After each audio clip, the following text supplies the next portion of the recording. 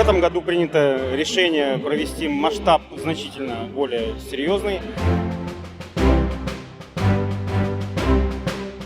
Как только снег сошел, мы сразу начали тренироваться.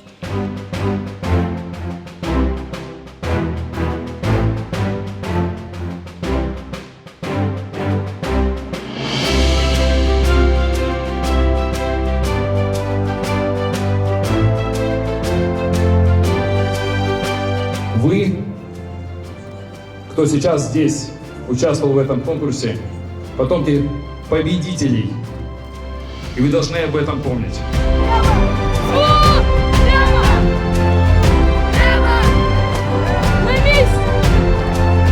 Этот конкурс, он открывает цикл мероприятий, которые мы приготовили для всех наших военно-патриотических клубов республики.